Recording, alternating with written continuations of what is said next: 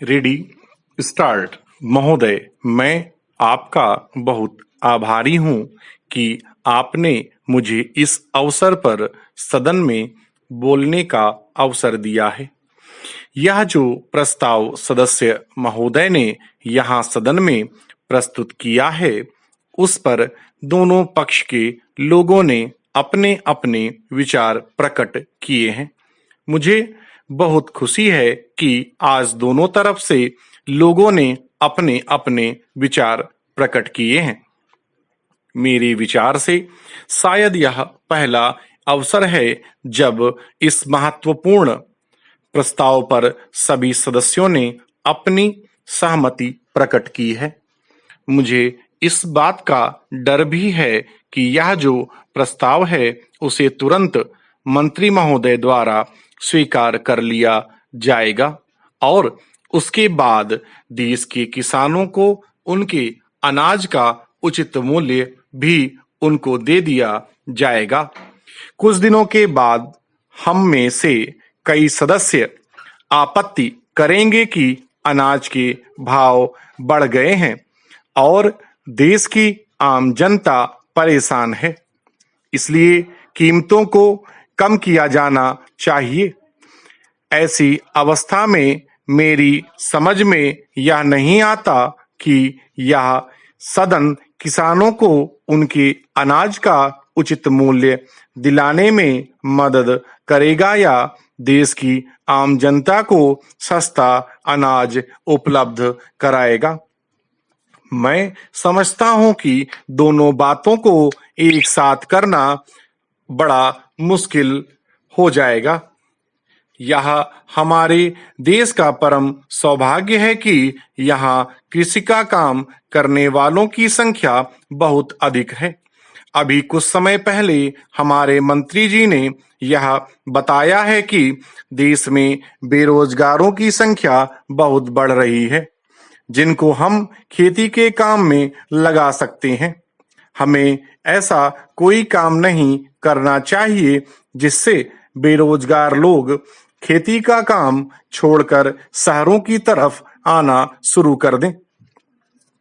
मंत्री महोदय के कहने का अर्थ केवल यह है कि हमें खेती का काम करने वाले किसानों को अधिक से अधिक सुविधाएं देनी होगी, जिससे कि वे अच्छी तरह से अपने परिवार का पालन पोषण कर सकें और अपने बच्चों को भी पढ़ा सकें।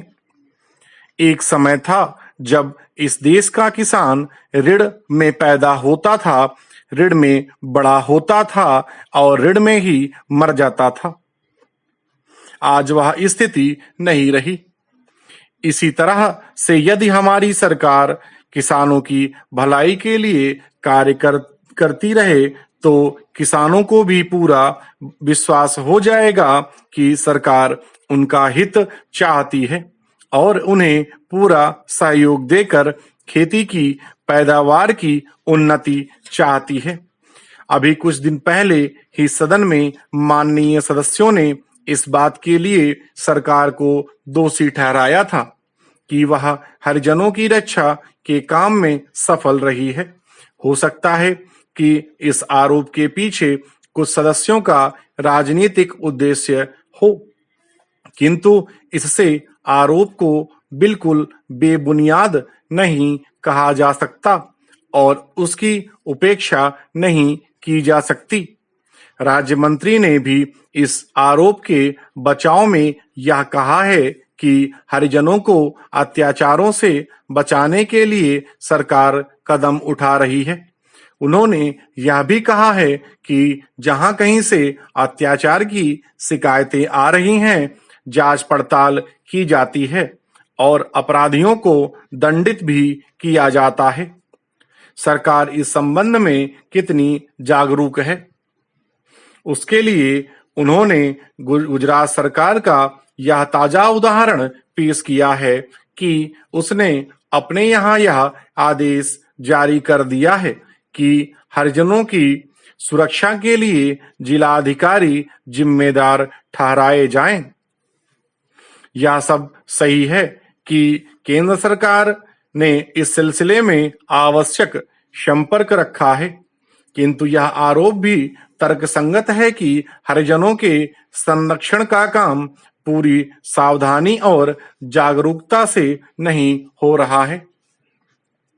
निर्धनों और आदिवासियों पर हुए अत्याचारों ने कितना भयंकर रूप धारण किया है, यह इस बात से सिद्ध हो जाता है कि कई प्रदेशों में हरिजनों को जिंदा जलाया गया है और उनके घरों में आग लगा दी गई है। शेष मामले ऐसे हैं जिनमें या तो उनकी जमीनों पर कब्जा कर लिया गया था या उन्हें इस प्रकार से अपमानित किया गया। इनमें मारपीट, बलात्कार आदि शामिल हो सकते हैं। वक्तव्य में राज्यवार ब्यौरा दिया गया है और बताया गया है कि किस राज्य में कितनी घटनाएं हुई। क्या इसके बाद भी हरिजनों पर अत्याचार की सत्यता में कोई संदेह रह जाता है? वक्तव्य में यह भी बताया गया है कि सरकार ने इन मामलों के सिलसिले में क्या कदम उठाए, परंतु यह सब गिनाने से तब तक कोई फायदा नहीं है जब तक यह सिद्ध नहीं हो जाता कि हरिजनों पर अत्याचार की घटनाएं अब कम हो रही हैं। बहुत से मामले ऐसे भी हैं जिनमें कोई कानूनी कार्रवाई नहीं की जा सकी। अकेले प्रदेश में 30 मामले ऐसे हैं जिन पर राज्य सरकार कोई उचित कार्रवाई नहीं कर सकी। तब सरकार से उम्मीद नहीं रह पाएगी। महोदय, इस समय यहाँ अभी जितने भी भाषण हुए हैं उनसे एक बात बड़ी स्पष्ट हो जाती है कि कुछ बातों के संबंध में सारे सदन के अंदर एक मत है। पहली बात यह है कि इस समय तक 3 बार भारी संख्या में लोग बाहर से इस देश में आ चुके हैं। संख्या के संबंध में कुछ अंतर हो सकता है, लेकिन 3 बार लोग आए यह साफ है। इधर के लोगों का विचार है कि कोई 40 लाख हिंदू आए। उन लोगों का विचार है कि 10 लाख आए हैं। लेकिन कम से कम इस बार इस बात पर एक मत है कि यदि 20 लाख नहीं तो कम से कम 15 लाख जरूर आए हैं। दूसरी बात भी है जिसके बारे में एक मत है। हमारे प्रधानमंत्री महोदय ने कहा कि वहां हिंदुओं की स्थिति संतोषजनक है। उनका विचार है कि भले ही बहुत अधिक खराब उनकी हालत ना हो, लेकिन हालत साधारणतः संतोषजनक है।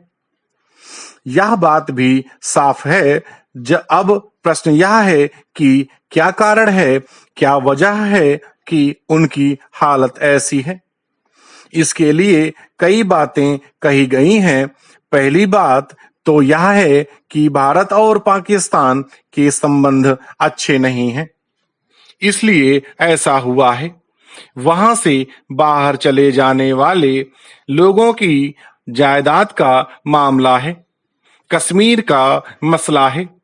दूसरी बात यह है कि वहां की आर्थिक स्थिति ऐसी है जिसके कारण से लोगों को पाकिस्तान से यहां आना पड़ा। तीसरी बात पासपोर्ट की बतलाई जाती है। इन्हीं कारणों से लोगों को पाकिस्तान छोड़ना पड़ा। इन तमाम बातों के अतिरिक्त एक चौथी बात और कही जाती है कि वहां मताधिकार में भी भेदभाव है, इसलिए वहां किसी प्रकार का समझौता नहीं हो सकता। एक अंतिम बात भी कही गई है कि पाकिस्तान सरकार की नीति लोगों को बाहर निकालने की है। ऐसी बातें कही जाती हैं। जहां तक पहली 4 बातों का संबंध है, वहां तक तो सबका एक मत है, परंतु अंतिम बात के संबंध में लोगों में मतभेद हो सकता है। पाकिस्तान सरकार इस बात को सही नहीं मानती है।